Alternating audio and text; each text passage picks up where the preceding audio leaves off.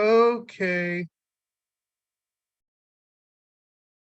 Okay, thank you, everybody. And first, holiday wishes for Hanukkah, Kwanzaa, Christmas to all. Thank you. And this is our December 21st meeting of the Brooklyn Community Board 2 Landmarks Land Use Committee. Uh, First, again, we'll thank Karen Johnson for being secretary. She'll be taking minutes. And please, all presenters and participants, be sure that she has your name and she'll let you know if she does not, and give us, whatever affiliation you have and speak clearly. Thank you. Uh, Thank you also, Dorothy Christoffen, who's our co-chair. And I know she has some ideas, and I'll be calling on her later in the meeting because she has some thoughts as to what we should be doing later on, and hopefully come up with some good ideas. And I have a couple of ideas myself that I'll be presenting. And I'm Carlton Gordon. And we have everybody in, or at least a quorum in place. And thank you for all of the members who are coming even at the during all the Christmas and holiday rush. If there's no objection, we'd like to adopt the agenda as presented. Agreed, so moved. Okay. Hearing no objections, the agenda is adopted. Thank you. Next will be the minutes from the November meeting. Again, if there are no objections, we'd like to have the minutes for the November meeting as adopted and approved. Hearing no objections, the minutes for the November Landmark Land Use Committee meeting have been approved and adopted. Thank you, one and all. Next is to give people who are not members of the committee or the board an opportunity just to comment on the agenda, which is basically we know what's coming up. Now, it's not the official commentary. I like to try to get that in during when we're doing the presentation and discussion. But is there anyone who's not a member of the board or the committee who has a comment on the agenda itself?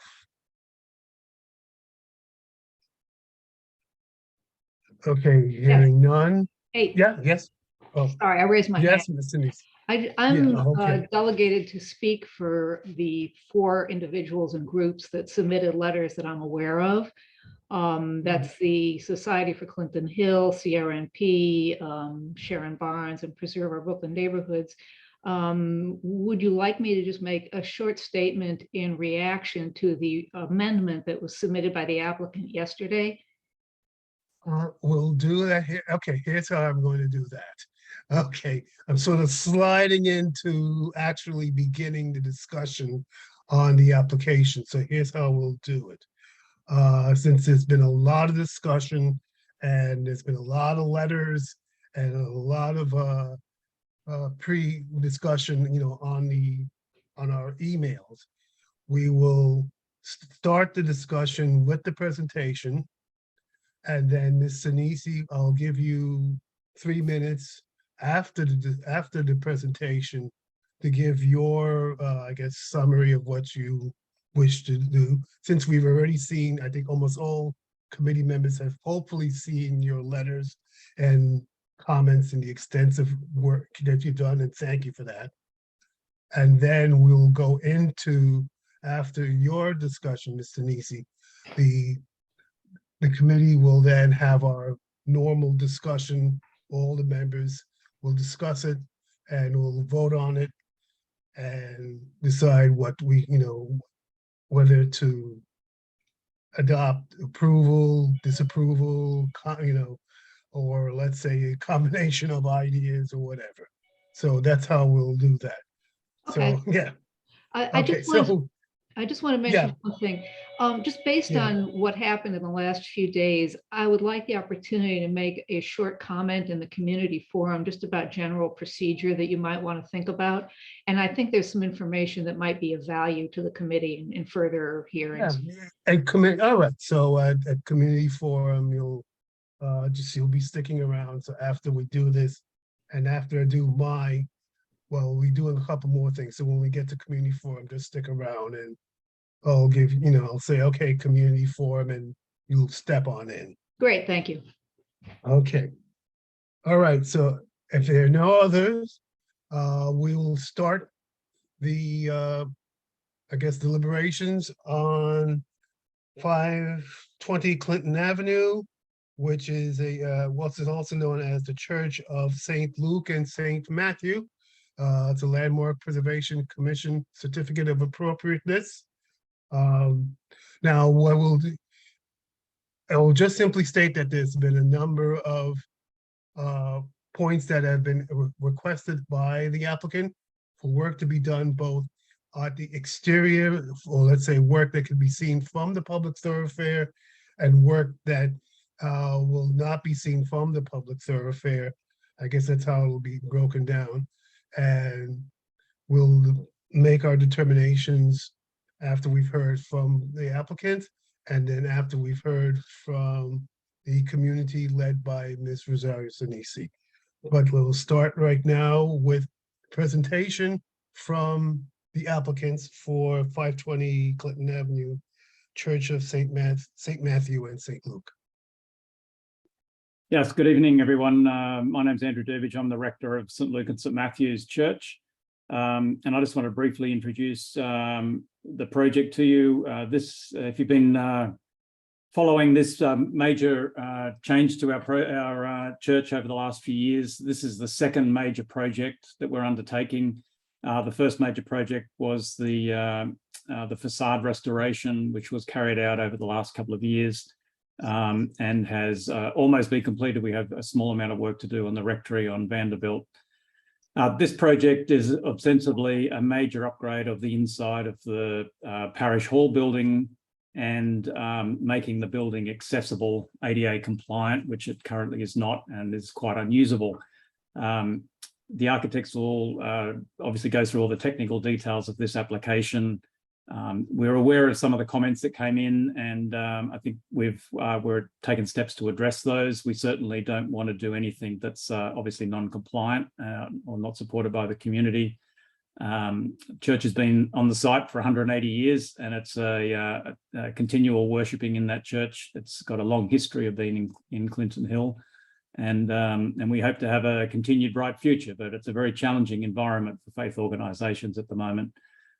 So this project of upgrading the building hopefully works towards making it a much more community-friendly building and allows us to welcome in many more community groups than we currently do. So I'm going to pass it over to Daniel and Adam to take you through the presentation. That's great. Thank you, Andrew. Can everybody hear me? Yes, I can hear you. Go ahead. My name is Dan Allen, A-L-L-E-N, and I'm a principal here at CTA Architects, and we have the good fortune of being asked by Andrew, who I've known for many years, to take on this project. And I won't go into detail. I'm going to leave that to Adam, who will walk you through the project once he starts sharing his screen. The church is a remarkable piece of Romanesque revival architecture. It's by a man named John Welsh, and it was built, as many churches were, as Clinton Hill became a truly fashionable place to live at the end of the 19th century, over a period of about 3 or 4 years, from 1888 into the early 90s. And like many 19th century complexes that were built over in different campaigns and over different periods, nothing is on the same level. If you were someone in a wheelchair, you would think that the 19th century was downright hostile to you. So the real thrust of our work right from the beginning has been to make this very vibrant church, this very beautiful church, more usable to the larger community, so that people will be able to easily get into the sanctuary, but also into the meeting rooms, into the church hall, use of the offices, and the very, very well-used undercroft, which we're reworking to help the church reestablish some of its mission in serving the community, which includes has included a soup kitchen. That's the thrust of the work. We're trying to make some visual improvements in the church and correct a few things that were not rather well done in the past by others. I'm going to let Adam talk about that.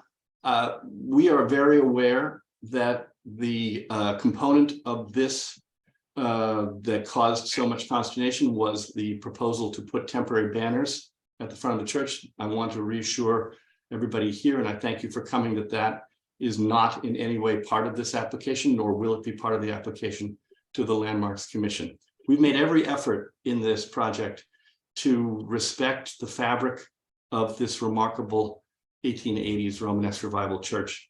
We've tried to tuck things in where possible and to limit the amount of intervention that we have. And that should be the goal of any good preservation architect. And I'm going to turn you over now to a terrific preservation architect, Adam Poole, who will walk you through the proposal. Thanks, Dan. Thank you.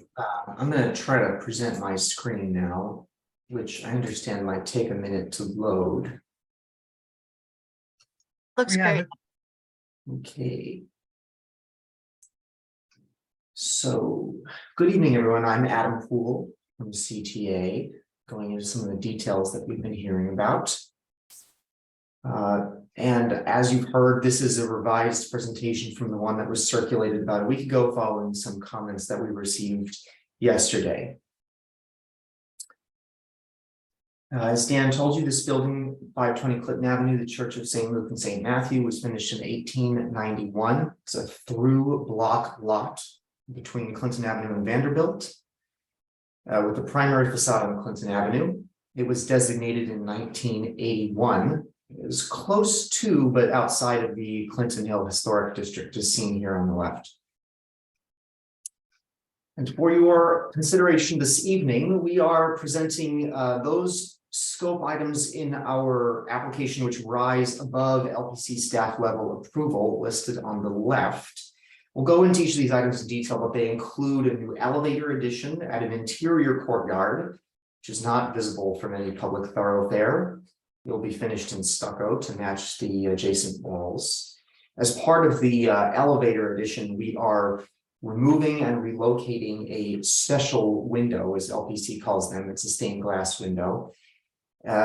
We are concealing 2 other stained glass windows, and we're removing 2 other stained glass windows, primarily to account for openings into the elevator.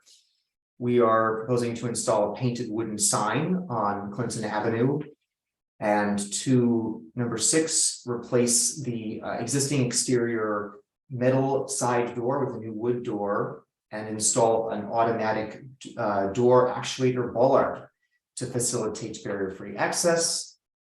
We're also proposing to install 3 metal lamp posts at the Clinton Avenue yard.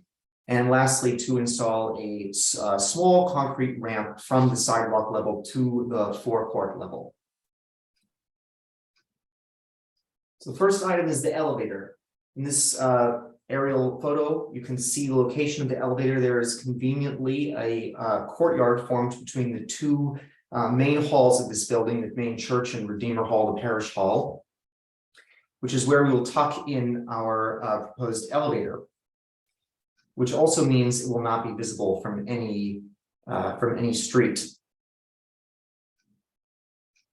In plan on the left, photos on the right with elevation on the bottom right, you can see more details of how this elevator will be tucked into this interior courtyard. The intent of the elevator is to access the cellar level, the first floor level, which has 2 separate levels, and the second floor level. We'll break into the 2 first floor levels through existing stained glass window openings. If you look at the picture on the top center, you see a rounded top window. That's the one, I'll show you more pictures of it later, that we will remove, salvage, restore, and mount in the elevator cab. And the larger 2 windows in the elevation at sort of the bottom right are the ones which will be covered by the elevator. We won't break through there, we don't have to, and they will still be visible from the interior. These are photos of the stained glass windows in question. Again, the window on the top is the one that will be restored and mounted in the elevator.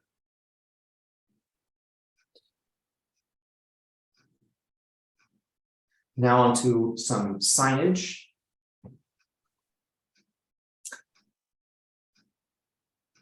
We revised the freestanding sign pictured here based on some commentary that we received yesterday. It now clocks in at proposed 5 feet 4 inches tall, painted black with gold lettering. It's a fairly standard Episcopal sign design with the Episcopal shield, the name of the church, the website, and the words "all are welcome." It will not have any lighting. No lighting is proposed for it anymore. 4 wall-mounted banners, which had earlier been proposed, we have removed from the scope of this application. There is an existing sign pictured in the top right center that will be replaced. That this proposed sign will replace.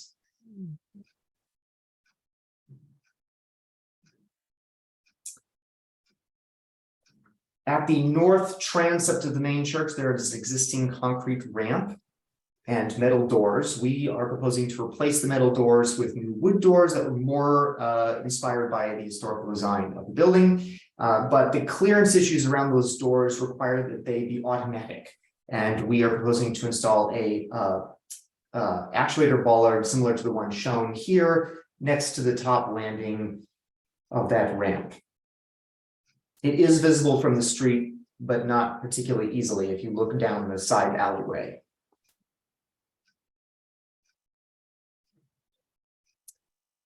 There is no lighting at the Clinton Avenue forecourt, which is a problem for anyone leaving services or other events after dark. So we are proposing 3 metal lampposts in the style shown to provide a minimum level of egress lighting while harmonizing with the character of the building.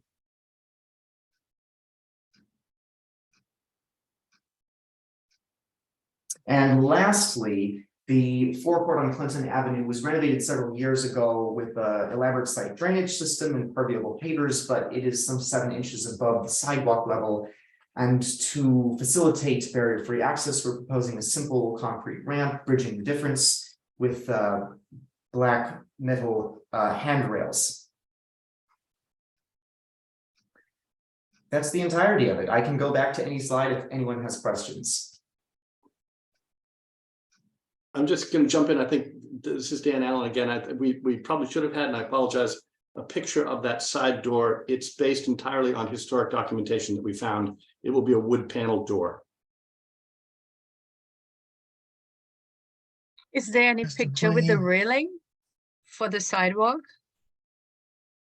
It's a, This is fairly standard pipe rail that we're proposing, nothing elaborate. it'll just be an ADA compliant pipe railing painted black. So there is no picture. No.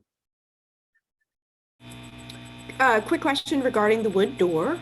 In the previous iteration of the presentation, I believe there was an image. Is that still the image or the wood door design that you intend to install? Yes, it is. And in fact, I'll tell you the reason we removed it was because our landmarks preservation staffer notified us that that item does not qualify or is a staff level approval and won't actually be presented before the public hearing.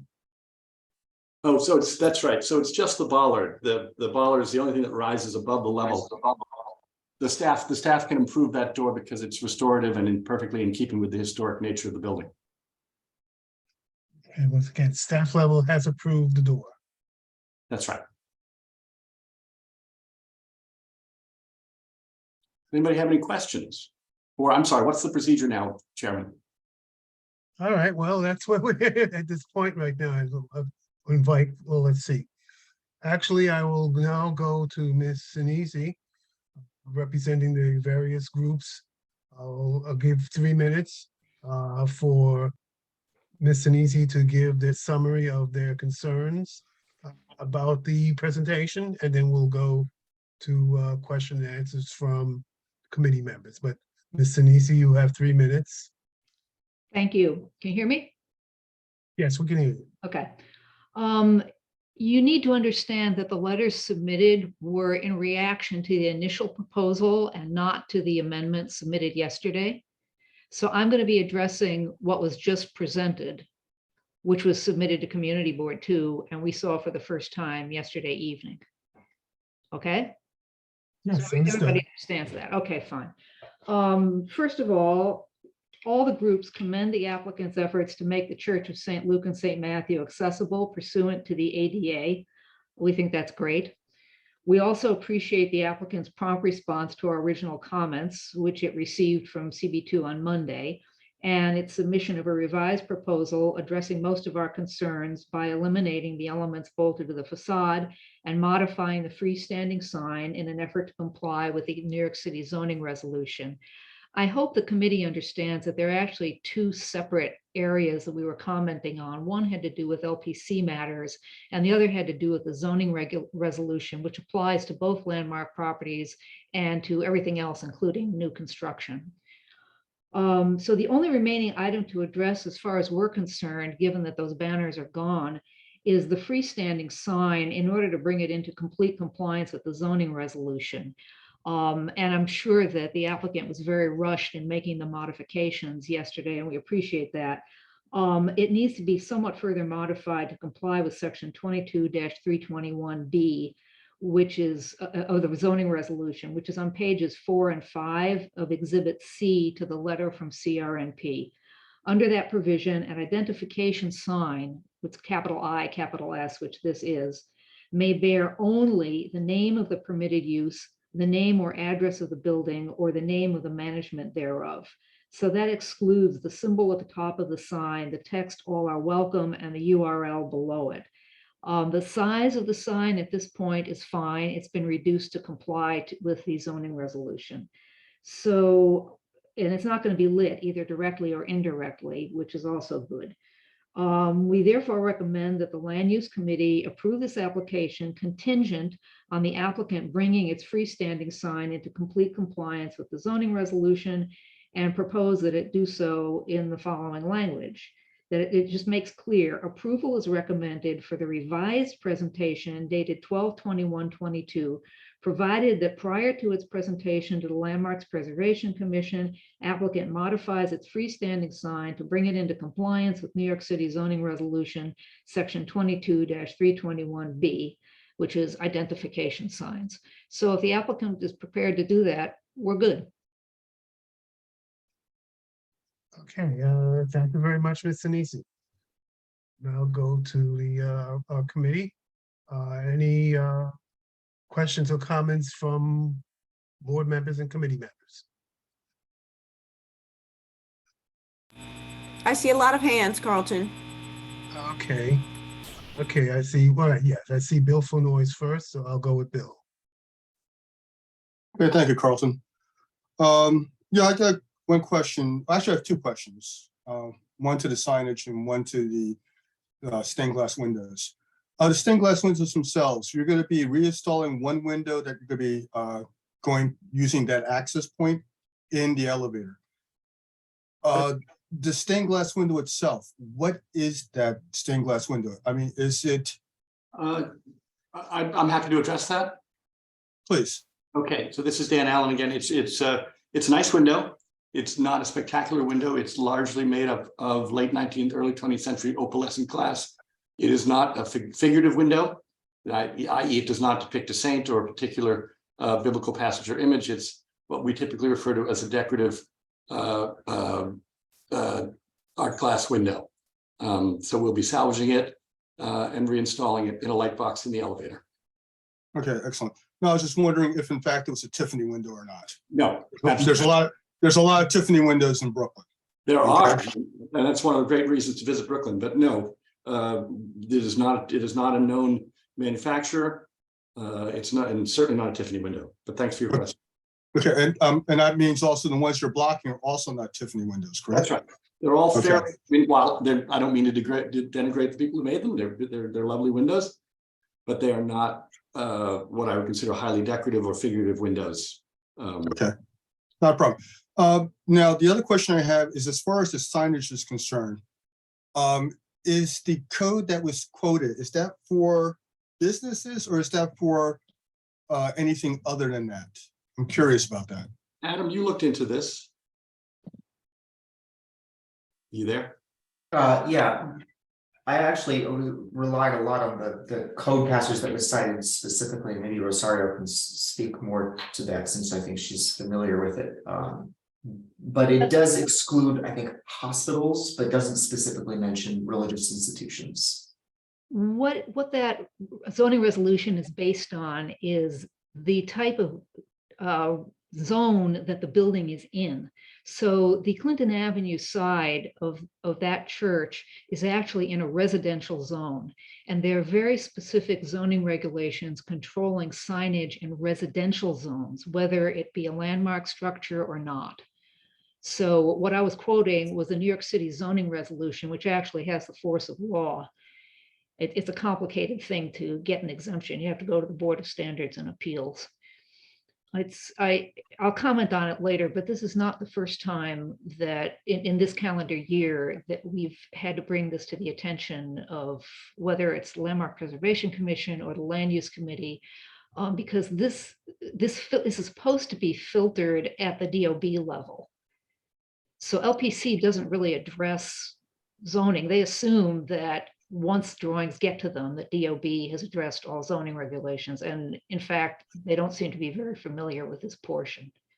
So it's not, we're not knocking applicants or the land use committee. It's just that we need to get a handle on this procedure and how to address it so the community doesn't end up being the ultimate filter for what's actually New York City law. Does that help? It kind of helps, but you didn't quite respond to what I asked, whether or not this is something that Mr. Flournoy, could we please address questions to the committee chair or to the applicant, please? Yes, by all means. My question was basically, does this only apply to businesses, or does it also, you said there's an exemption for hospitals. Is there also exemption for, yes, adultery? That's what I was asking.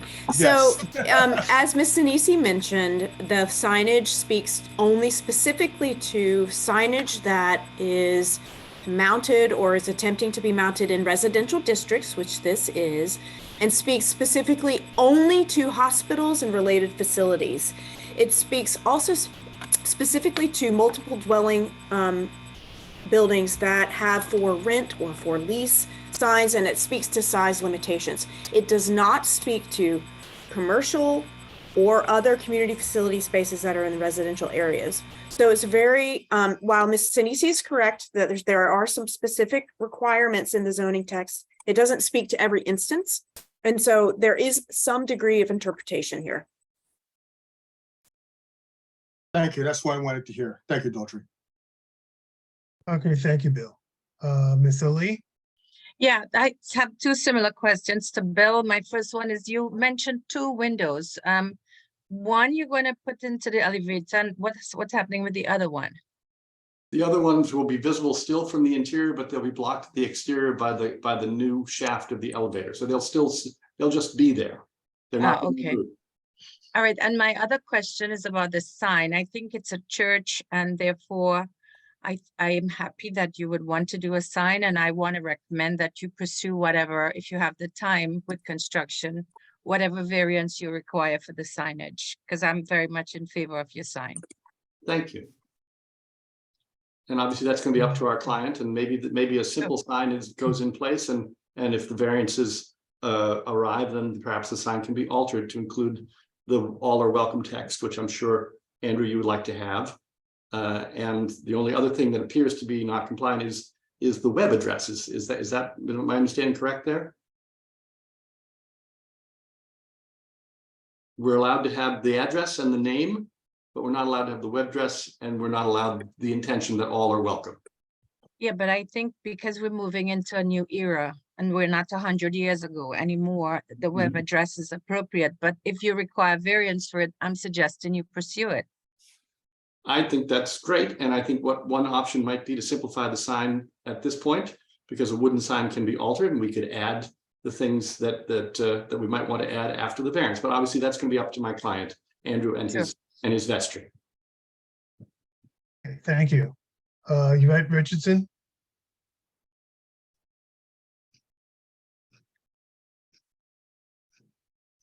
Yvette, you still have any questions? I have your hand up. Yes, I'm sorry, I was having problems unmuting. Thank you, Chair. I just, Okay. I wanted to revisit the bollard with the opening, with the push buttons for the doors. Was that presented to be at the bottom of the ramp, at the lowest point, or at the top of the ramp? No, it's Or at, it's at the top landing. So It's at that the top landing. you've already arrived at the landing in your wheelchair or with your walker, whatever it is, you hit that bollard and it automatically opens the door. That solves a real design problem. If we didn't put the bollard in and we had that door operated by hand, we would have had to have one much larger leaf on the door. And so in order to match the historic appearance, we felt that this was a very good compromise to have a Okay. small black box away from the building to Right. allow us to better duplicate the original configuration appearance of the door. Okay, understood. I just, I think the slide went a little too fast for me. And Oh. does that ramp also have railings? Yes, but it's existing. Right, We're not changing it at all. okay. So the bollard will be like past the railings, but on the landing of the door. That's right. Understood. I just want a clarification. Thank you so much. You're welcome. Thank you. Thank you, Yvette. Ms. Stanton? Yes, my question concerns the sign. I'd like to see a picture of it again, please. If the applicant can Sure. put it back up on the screen. I think this is the. Is that it? Nope. Nope. That's the ramp. That's the light. Sorry, there you go. Okay. Okay. Yeah, it needs to comply with zoning. I do agree with the community groups. And I also would say that anyone who's going to be able to pursue the website is going to have access to the web. And such a person can Google the name of the church, and I think probably find it fairly easily, particularly since the address is there. So I wouldn't waste good church money on seeking a variance. I would comply with the zoning, and I think you'll still accomplish your welcome in other ways by this lovely restoration and making it handicapped accessible. That's all I have to say. Thank you very much, Nick. This needed. I think if you can bring down the, okay, oh, here we go. After, okay. All right, well, Mr. Nisi is the only one left, and of course, that's. No, Miss Williams just- and myself. Sorry, Right. Carlton. Okay, all Brian. right, yeah, now I see them. Yeah, okay, now it's come up. Yes, okay, Daughtry, it's your turn. I just want to say that I agree with Judy, and I also agree with Hazra. I appreciate so much that you guys have spent so much time so quickly to respond to the biggest concern of the community. And as such, I would be willing to support your sign as proposed, and appreciate that you're trying to make your space more inclusive and more accessible.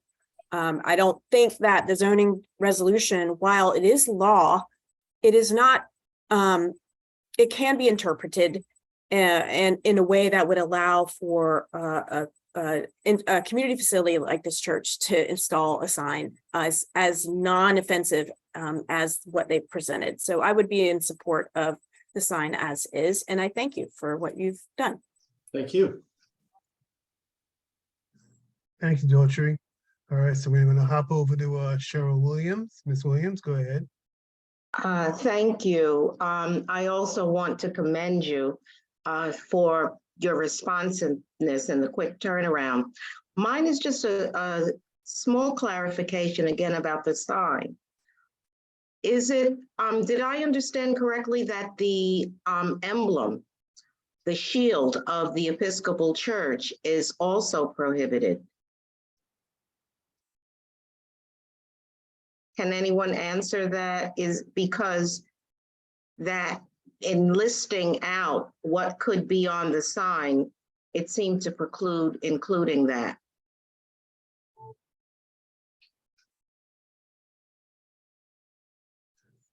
Can Rosaria answer that for us? Sorry, I'm gonna jump in here and ask the architect to Yeah. answer because they're the Yeah. applicant and he's the professional of record. Of Yeah, I course, think it's sorry. better, yeah. I think Yes, it's- yeah, that's our if they can do it, interpretation, you is can. that Yeah. it's only the name of the institution and the address, and anything else would not explicitly be allowed. And if that's the case, that's what I understood. That is such an indicator of the denomination that it seems to me that that is also something that should be included. And if it would require a variance, then it would be something that I would recommend that you pursue. I just from personal experience, and Andrew, you can back me up on this or not, I don't know of an Episcopal church that doesn't have that symbol out in front of it in one form or another, whether it's a little metal sign or something tacked up to the building. It's ubiquitous. Yeah. Yes, Mr. Chairman, if I could comment on that. Yes, Just go ahead. Just about every Episcopal church within the city of New York would have an Episcopal church shield on their sign. And they would also, maybe 90% of them would have the words "all are welcome." It's really a label or a slogan or something of the Episcopal Church. And the website address is really just a modernization of the street address. I think if you're standing at the sign, you're at the street address. So you want to know what the church is about, and the website is just something we've tried to build up the the information on it, and so we're just using that now instead of the street address. It's your option if you wish to pursue the variance, which is quite understandable. And I agreed. I've seen the Episcopal Church sign, shield on every Episcopal church that I've walked by, so it's understood. Again, we have to comply with the with what we have with the regulations concerning these signs. We've had a lot of discussion with these signs, and we have to comply with, at least make our suggestion to comply with it. And hopefully you'll, if you wish to do your variance, get it and make things a little easier. No, the next, I still see hands up. I have a question about the variance. Go ahead, Ms. Lilly. Could we just wait and see if LPC requires that? And for us not to go ahead and preempt the whole idea of it? Since Dorothy is saying that it's up for interpretation. Committee is free to recommend whatever they wish, whether that recommendation complies with current statute or not. My feeling is that we should deal with what we have here, because the work is the bulk of the application. I don't think we want to get bogged down. Well, then I'd like to make a motion to accept as presented. Second. If you're ready for a motion. All right, we have Second. a motion and it's seconded. Bill, I still see your hand up. Is there anything else you wish to make? Any other questions on this or the motion? Hazra jumped before me. I was actually waiting to get in line, which is why I have my hand raised patiently. Okay, but yeah, my feeling basically is I think that sign is very much appropriate. I actually did a Google search of Episcopal signs within zones like such as this, and they all have them. Okay, so I don't know what we're looking at here. It's appropriate, and that's what we're looking at. Bill, it's appropriate. Okay. All right, so it's a motion to approve as presented and it's been seconded. Are there any other questions or comments from committee members? Hearing none. Karen, if you're ready. Yes. Okay. Okay. Hazra Ali, Yes. Ernest Augustus. Is Ernest here? Yes. Okay. Okay. He's here. Probably unmute. No. No. Is Esther isn't here, right? I didn't see her. Yes, she's here. I saw her. Yeah. Oh, I'm sorry. Where are you? You must be at the end. Esther, how do you vote? Yes. Kari Bailey? Yes. Daughtry Kostofan? Yes, thanks. John? It's not here. Bill? Yes. Brian, Yes. myself, yes. Yvette Richardson, Yes. Judy, Yes. Cheryl, Yes. and Carlton. Yes. Motion passes 1, 2, 3, 4, 5, 6, 7, 8, 9, 10, 11, and 2 no. 2 no? Okay, Yes. all right. So 11-0. Passes. Thank you very much. Thank you to the presenters. Thank you. Happy holidays to you guys. Happy holidays, Thank you. yes. We'll- Hope you have a successful Christmas.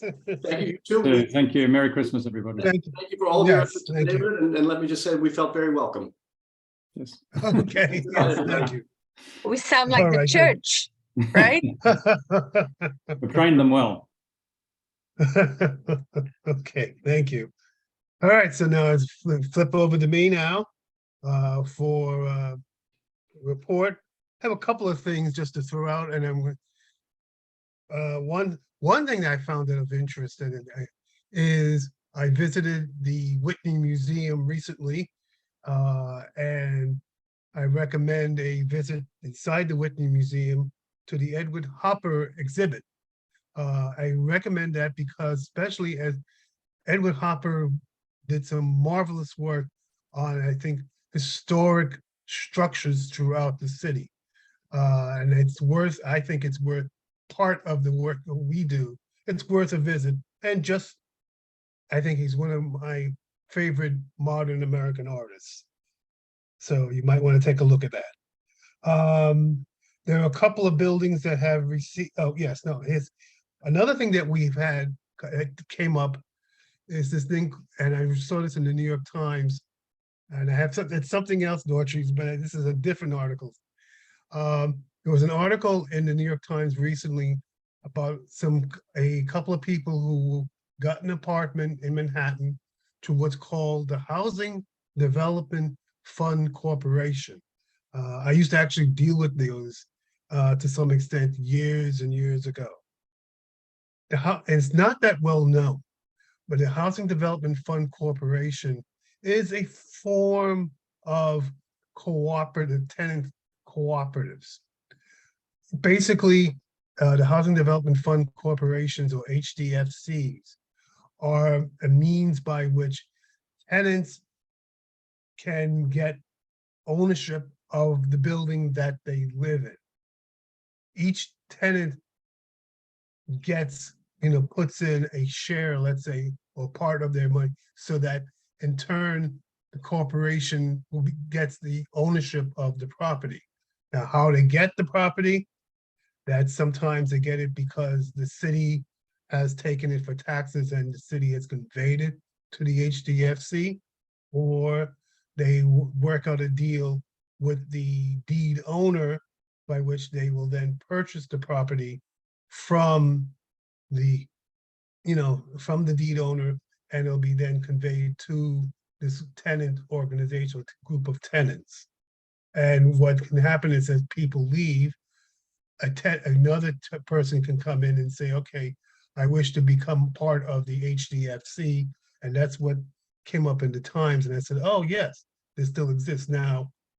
Yeah, I don't think there are that many, if there are any, inside Community Board 2 because of the high value of properties in the Community Board 2. But nevertheless, I just wanted to bring it to your attention. There may be one or two out there somewhere in this part of Brooklyn. The one I read about was in Manhattan, and he had a number of those in Manhattan because of let's say failed ownership in the past. But it's still just to keep it in mind that the HDFC is an alternative way for tenants to get control of property, at least, and in a way it's for people of moderate means to get a place to live. Okay, next I just wanted to give over at 98 DeKalb Avenue and 625 Fulton Street, there's doing construction on those particular sites. At both sites, or they have either in the midst of putting in the basement level and foundation level, or the foundation work has been completed. So you just may want to keep that in mind as, you know, as you're going by, that there's work being done on these particular properties. And let's see, yes. That's one of the things that we've had in mind, and this is what I'm going to pass on.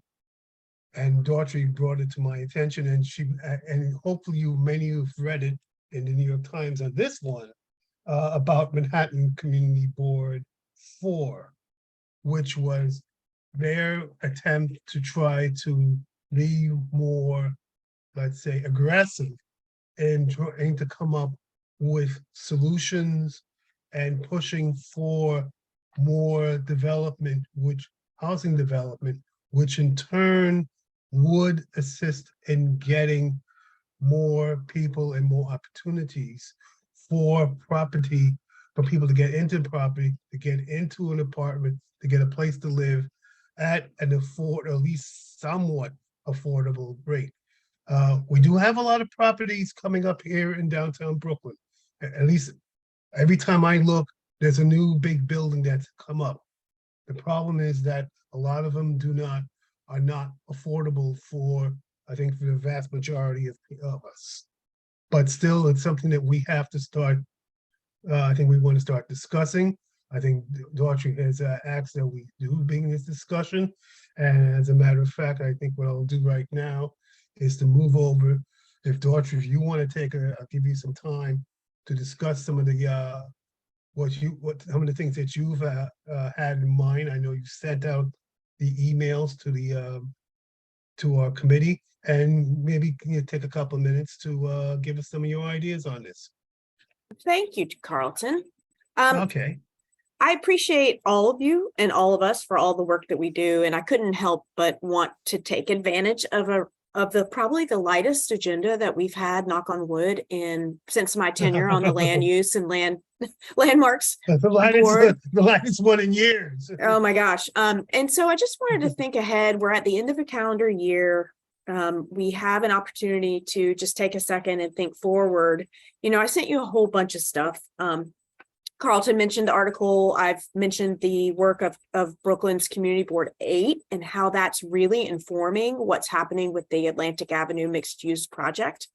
And then I also brought up a couple of things that we sort of threw out there ourselves. One is in regards to the district needs report and the goals that we sort of set forward there. And I want to talk about how we might try to be a little bit more proactive on that. How we might be more engaged in thinking forward about how to reach those goals.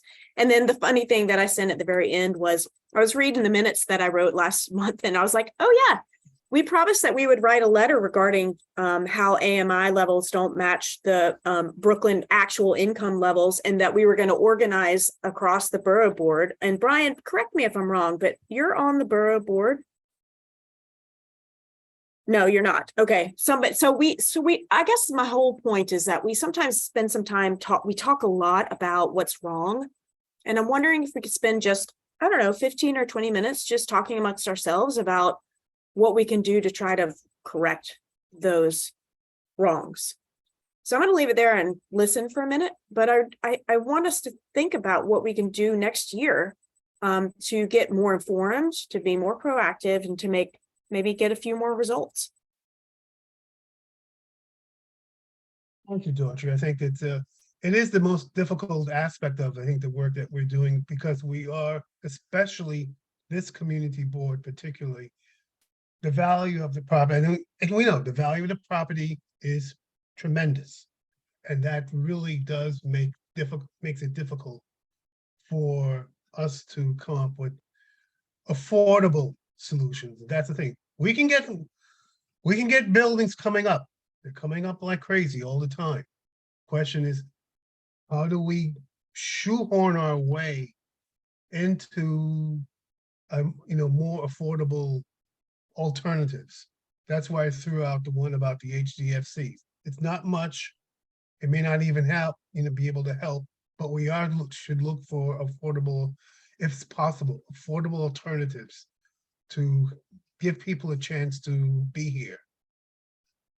So this is Bill Floyd. Go ahead, Bill.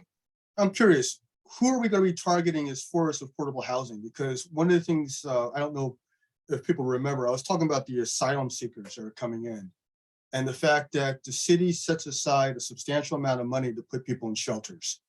And the money they set aside for people in shelters actually is higher than it would be to put them in temporary housing to rent apartment. Okay, for a family of four, I believe it was like $84,000 it cost the city to house a family in shelter. And that is actually, if they actually put them in housing, it would be less expensive for the city and would actually give the opportunity for those individuals to have a safe location to live. And also the next step is, what about the homeless individuals? How do we help them out? I mean, what target are we looking at? Are we looking at low income? Are we looking for asylum seekers? Are we looking for the homeless? Those are good points. I think most I think where we're looking at are people, working people, regular jobs. Perhaps they might be able to include, as you said, the asylum seekers if the city's willing to subsidize. I mean, my fantasy from what you just said would be, all right, we know there are a lot of empty apartments and a number of these empty apartments sitting in some of these new high rises going up.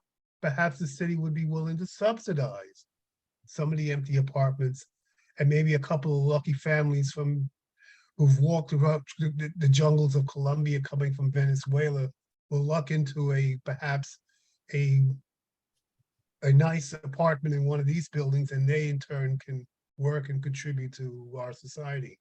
But that's just my fantasy. If I can just jump in here very quickly, I'm on the Atlantic Avenue Mixed Use Project Steering Committee, and that's where I've been learning so much about Brooklyn Community Board 8's M-Crown plan and how proactive they have been in pushing their vision for that section of Atlantic Avenue. And in the meeting this week, because a lot of HPD people are in these meetings, and I said to them, we know in Community Board 2, and I'm sure Board 8 also, that the AMI levels that are set don't allow opportunities for people of lower means to get permanent affordable housing. How is this project, Atlantic Avenue Mixed Use, going to allow for other alternative ways of developing that? And HPD was silent, but Crystal Hudson was very vocal about how she's pushing that agenda forward. And so one thing I think we can do is, and there is some text in the chat from me and from Taya and others regarding this issue. Like we said, we wanted to increase permanent low-income housing units in our district. The next step on this is to get DCP sitting down with us. And actually I guess Taya's providing an update that they previewed this to the executive committee this past month.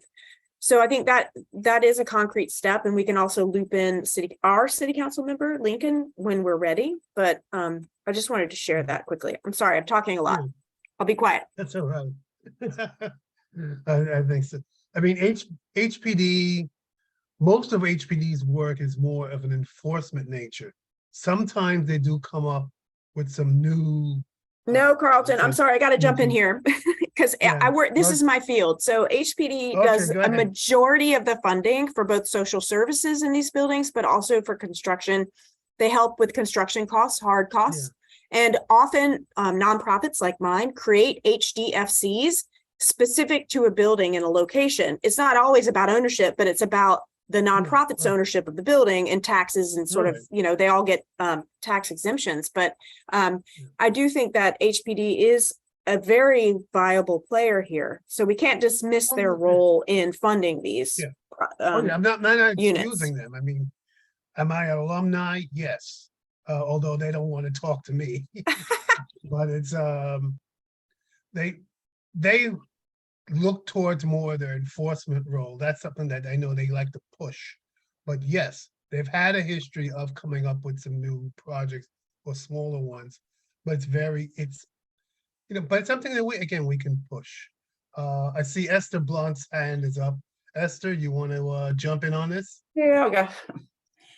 Audrey, thank you for sending out the email and getting us to think about this topic. I just had a problem with the New York Times article that says New York community boards usually oppose new housing, and they don't tell you why. I think lately, if we oppose new houses because we realize that they starting off with AMI of 80%. And I know that that's not helpful. I have people living in my house that can't afford, they make under $50,000 a year. So I'm saying that they always make it seem like all we want to do is just like no new development, no, we're not moving forward, and that's not the case. Also, I thought one comment in the New York Times article was very interesting from somebody that lived in Harlem, who they opened up the doors to have new development in Harlem. And she talked about how everybody was displaced and that the new housing did not include them. So, there's reasons why community boards vote down new housing. It just adds to gentrification a lot of time. I know that's not helpful. I'm not saying anything positive about what we can do because honestly, I don't have any answers. I just have one question about the HDFC. Yeah. Most of the time when that happened, was it in city-owned buildings? Okay, well, the HDFC, the ones that I got involved with were buildings that were in the private, let's say, called the private sector, privately owned. Okay, I'll just go through what I only dealt with basically privately owned buildings. What would happen is that the buildings would come to my office because they were in bad shape. The owners were not fixing the buildings, were not running the buildings properly. Part of what my job was to get some kind of administration in there to settle the building, get rents collected, and start fixing the building.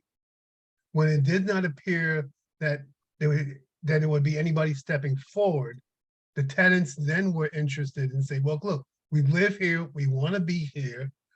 This was particularly, again, in Manhattan, in the Lower East Side. We want to be able to control this building and have it.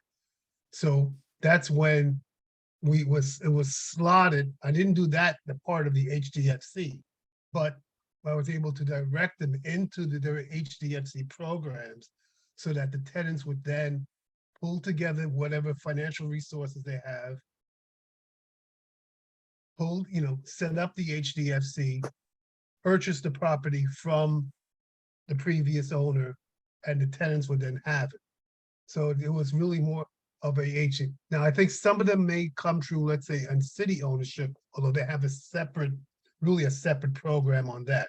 Most of the time, the HDFCs were private, it's a tenants purchasing from a private owner who didn't do the job. And it's a little complicated, but I understand, but yeah. The private owner is not forced to sell it to them. Maybe at a reduced cost. It's a deal. It's a deal. Sometimes the courts were involved, let's say, at an early stage of it, but ultimately, the private owner has to make a deal. Now, again, it's a little bit trickier now because of the superheated real estate market that we have. But that, again, the HDFC is an alternative. Daltrey, you just put something in the chat. I'll just say, I see Brian's hand up, and Brian hasn't had a chance to speak today, so I want to give a chance to Brian. Brian? Thank you. I was reading up last week on something in California called Builder's Remedy. So California has housing development goals, and if a municipality is found out of compliance with those goals, developers can bypass zoning regulations as long as the units that they build are certain percentages of low income or middle income housing. And I bring this up because the governor announced maybe a week and a half ago that part of her agenda for the coming year is building another 800,000 units of affordable housing in the state of New York.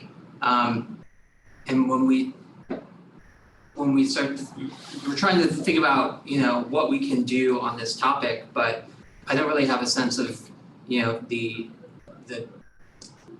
numbers of the problem we're trying to solve, right? Like, how many affordable housing units do we think need to be built in Community District 2, right? I mean, not like our opinions, but how many does the city need to meet certain conditions of the number of people who are expected to move here, or the number of people who are already, not, whose needs are not being met. And I really don't have a sense of like the number of housing units that we are deficient, that we need to build. Does anyone have a sense of that, what that number might be? Because if we were thinking about what strategies should we adopt to solve it, I think it's important to understand the scale of the problem so we know whether the strategies we adopt are sufficient to the scale.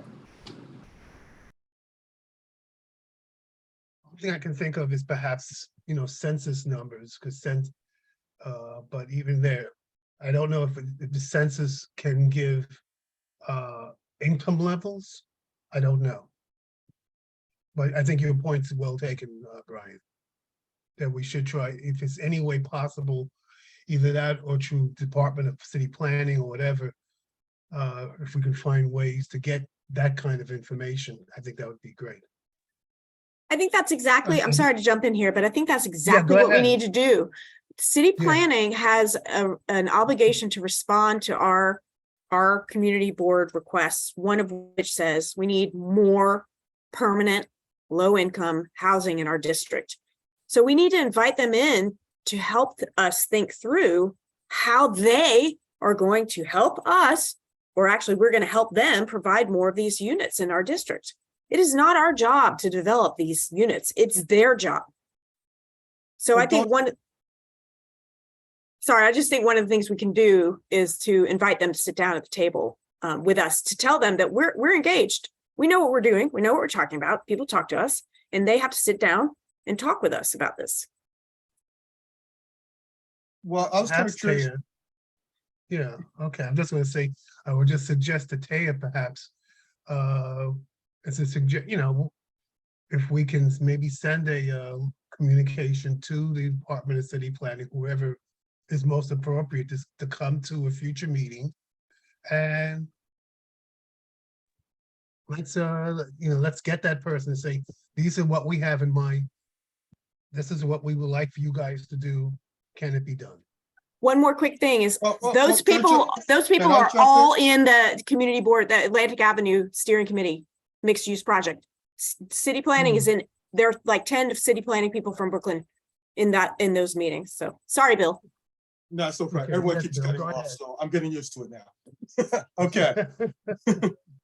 My question is this, okay? We're talking theoretically, realistically, where would we be able to put affordable housing within our district? How would we go about obtaining that property? And who would we go part of the would be brought in with planning. Let me finish. Yeah. Let me finish. And who would we then go to actually help fund this? So we're looking at three aspects of this problem: where, how, and funding. Yeah. So well, I don't think the first thing is I don't know if we have anything within our district that would be affordable that we could then actually go to some sort of agency or one of these establishments. So Daltrey and you both know where we can go to get the funding to do this. But we wouldn't go to any developers. Developers probably would not be willing to do this because they would not be able to make money off of this. So we'd have, go ahead, Daltrey. Yeah. But it's not our job. It's not our job to do this. It's the city's job to respond to the district's need. This is what but if we offer them a path, they might be more willing to take that path. Yes, but I don't know how. Maybe you guys can correct me if I'm wrong. I can't say for myself that I can identify a parcel, I can identify an owner, and I can identify a developer who I can just hand over to the city to fund. I think that they have to be a little bit more proactive in thinking about the district as a whole and figuring out how to provide what the district needs. That's why I suggest perhaps if we can, my suggestion, I think, what Daughtry is pointing out is that at a future meeting, let's have somebody from planning come and present at least the first part. How, and at least where can we go? What can we do? And the people that are involved, I think especially if we can get the information that you've pointed out both from Brian and Bill. Who are these people? Who are the people? Where can we help them? How can we do it? Are there any others?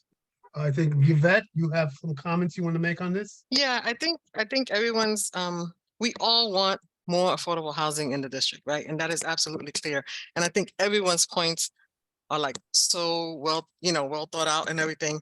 And I agree with Daughtry that we really have to challenge city planning to rise up to this occasion and help us solve this problem, right?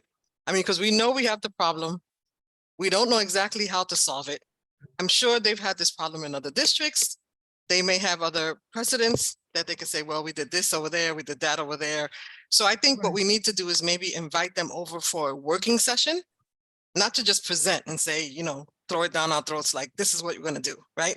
We need to we need to have somebody, maybe have them commit someone to work with us as a working session so we could explain our concerns and they could maybe go back and think about it, massage it, come back with us. So I think we need to either do like a little subcommittee or something to work out, identify the problem, like Brian said, figure out what areas are available and what's the plan, because there's incentives that can be made to developers to develop these things, right? I mean, there's air rights, there's all kinds of other things that could, tax credits and all kinds of stuff that could incentivize, I can never say that word, private developers to help solve this problem. So okay. I'm hoping, those are kind of like my input on that. Okay. So. Brian, well, if we have a working, yeah, I just have Brian, I saw Brian's hand up again. I'm gonna jump in this time. I agree with the point that like it is the responsibility of the city to propose solutions. But what I guess I'm not clear about is what we all think our role in this is. Do we expect the city to come with like a plan of like, hey, we want to do this, so please, community boards, please give us some. We have a plan. We need some input as to like, where or. Sorry, let me try this again. I don't know what we think our role in this process is. If it's the city's responsibility to put forward a plan, what would we do then? I think our role would be more of an advocacy. Sorry, Bill. I just want to answer Brian's. I feel that our role is and I guess that's community board's role ultimately is an advocacy role. Advocate for what? Advocate for our community. And what we can do. Yeah. If they say, hey, here's a plan, this is what we want to do, what are we advocating for? Are we trying to say things like that's not affordable enough or that's not enough housing? I'm just trying to think of like what feedback we could give them if they came forward with some, Well, if we're going to ask them to come to this working group, then we need to tell them why they're coming to the working group. Right. We need to tell them that we're looking for affordable housing. We need to look for a location, and we're also looking for financing. So we tell them up front, come to the working group, and these are the items that we want to address.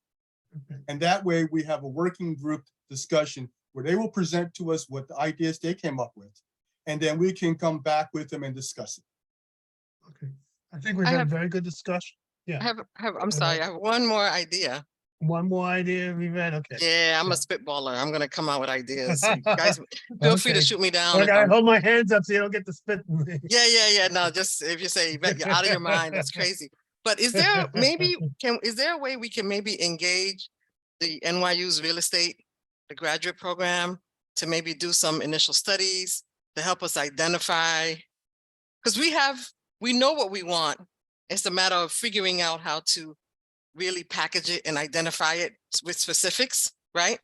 And maybe there's a grad student or something that can kind of help us put that together for us so that we can be a little bit more organized when we present or, speak to planning? I don't know what you guys think about that idea. Yeah. Well, NYU's program, I know they have, and I've lost the name of it. I get the stuff from, in my inbox all the time from that program, but it's more of a general, but, if they want, or we could probably invite them as well. I'm sure that they'll be willing to send one of their staff people to one of our meetings and just maybe get some ideas from them as well. I mean, they do have some generally good, broad ideas, as to what should be done.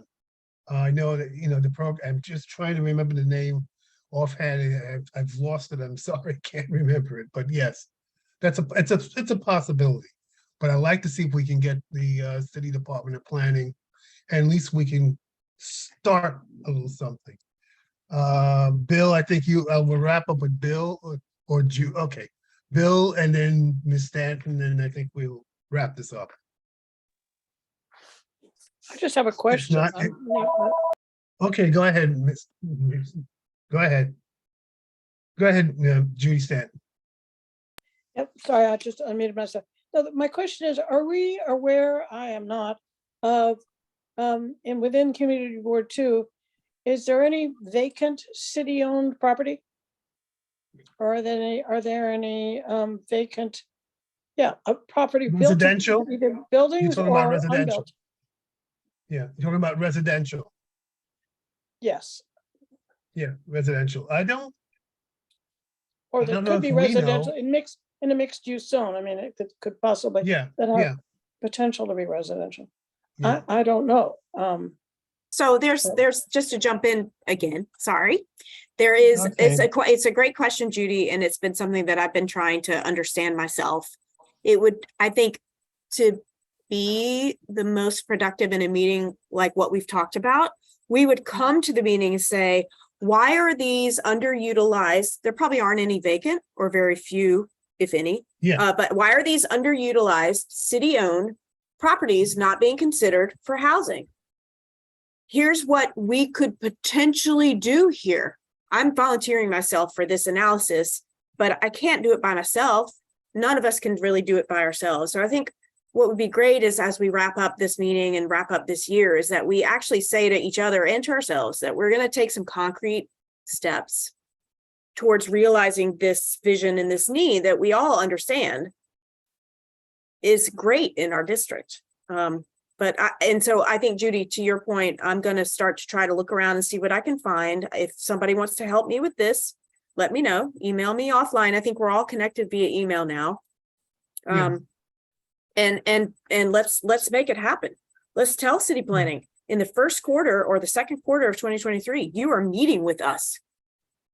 And then we have to work backwards to make sure that we're organized enough to, to be ready. Okay. I think it's, I would say offhand, there's probably not very much city-owned property that would be appropriate for what we're looking at, but you never know. You're right. We'll, we should look. If we see something that's sitting there and I say, oh, who has that property? Whose is that? What's going on there? Let's find that out. I mean, because it's not too difficult to look up and find out who owns a particular block, well, a block and lot, as we call it. Okay, I want to, let's throw some ideas out there. Hope we can, if you can make a contact with planning, and maybe we can work something out. We'll bring one of planning's people to a future committee meeting. That would be fantastic. Having that, I will now go to the community forum, and I know Ms. Sinisi had her hand up all this time, so I'll go first to Rosario Sinisi and go ahead and present your ideas. Thank you. I wanted to comment first on one thing, and this applies to, I guess, Daughtry and Hazra Ali and Mr. Flournoy. Daughtry, what you had said about this being subject to interpretation with respect to multiple dwellings, that's actually not accurate at all. If you had looked at Exhibit C in what was presented by CRNP, under the zoning resolution, the community facilities, which are defined terms, are divided into use groups, and houses of worship are in use group 4. So there's nothing subject to interpretation. It's tied to that particular use. The second thing, I mean, just in terms of procedure going forward, when you have a last minute amendment like we did this week to something that was supposed to be submitted to the committee originally and the community on the 14th, it basically, when the testimony is then provided at the last minute to the applicant, it basically gives them the opportunity for another bite at the apple while denying the community the same respect. Today was not really necessarily a big deal, but we have had amendments in the past where there's been basically no opportunity to respond because they came so late in the day before the hearing. And I was asking a zoning professional about how other community boards handle this kind of thing. And apparently what they do, if the material is amended past the date when it's originally supposed to be submitted, is they permit the applicant to make the presentation at the scheduled hearing, but they hold over the actual decision until the next month's meeting so that both community and the members of the committee have an opportunity to review the amended proposal. More testimony can be submitted. When you're getting into zoning regulations in particular, there's no way to respond on 24 hours notice, depending on the complexity of what the revision is. So going forward, I think that might be something you might want to consider. The other thing that I was concerned about is when Taya originally sent out, the list of what the applicant was supposed to provide on the 14th, that included proof of public notice, which is, taped on various posts or whatever in the immediate vicinity of the property. So I'm assuming that anybody adjacent to that property or behind it who had looked at that in the initial proposal and decided not to testify might not necessarily have had any notice that the application had been amended. And I'm wondering how that interfaces with the open meetings law. I don't know. I'm not an expert on that subject, but you might want to think about it. I can't comment on that either. It's although we try to be flexible, I think, on the board. Although at the same time, we try to move once we get these applications and we get a number of them, we try to move them as expeditiously as possible. If sometimes we will have to say to somebody, we need more information, come back next month. But for the most part, we try to be either say, yes, this is what we like, or sometimes we will say no. We have said no on a number of occasions. But we look at each one individually. I think this was a somewhat different situation that we've had because I think the church was trying to work with you as well as to work with the board. And the church wanted your support. And that's why I think they went as far as where they did and made the changes, seeing that your support was, or your group's support was necessary for them to proceed. And that's what they did, and it was their move. But we'll look, all we can do is just look at each one individually, consider it, and if we feel it's good, we'll approve it. If not, either we need more information or we'll say no. I appreciate that. My one concern is when you're dealing with something like the zoning resolution, which, DOB is punting on, and other organizations are not providing you information, and you don't really have access to expert counsel through the community board, and you may not even know that you need it. When members of this committee are opining on provisions of the zoning resolution that honestly they haven't read and don't understand, then you may end up ultimately with an outcome that is not the best. I understand. It might be a good idea to have the community. We're glad you've given us a little bit of help in that. And although we can't, basically we just deal with what's placed in front of us with these applications, and I think we do the best that we can. All right, on that, we have is any other business from board members or committee members for this committee? May I ask a question of Ms. Sinisi? Yes, go ahead, Brian. I think I understood the issues that you were raising, but I'm not sure I understand the ask or the asks. Ms. Sinisi, would you be willing to restate what those were, please? All we were asking at this point, based on the revised proposal that was submitted yesterday late afternoon, was that they bring that sign into compliance with the zoning resolution, which applies to it. The bulk of the letters that you originally received were submitted on Monday morning before we had received the revisions. And that was like a week and a half's worth of work, plus commissioning an expert opinion from George Janes, who I'm sure you've heard of, who's extremely reputable and supported our opinions, because we didn't honestly think that the committee would necessarily pay any attention to us just because we've been sitting there for a week and a half reading the zoning resolution. But you guys have not. So it seems to me that if you're going to incorporate community input, if there is an amendment that's submitted late in the day, in order to actually have legitimate community input, you have to give people time for it. I think we understand that, and I think you're right to bring it up, and I think we can think about that moving forward. But I'd like to suggest that we move on, Carlton. Yes. If that's okay with you. Yes. I certainly do. No, I just wanted to again say, if there are no other, are there any other? Well, excuse me. Are there any other business? If there's no other business, Judy has. we wrap up our. Well, I would like to speak just in support of Go ahead. Rosaria's groups. I think what she's also asking is that our committee approach applications with being more informed. It's our duty to be better informed than we sometimes are.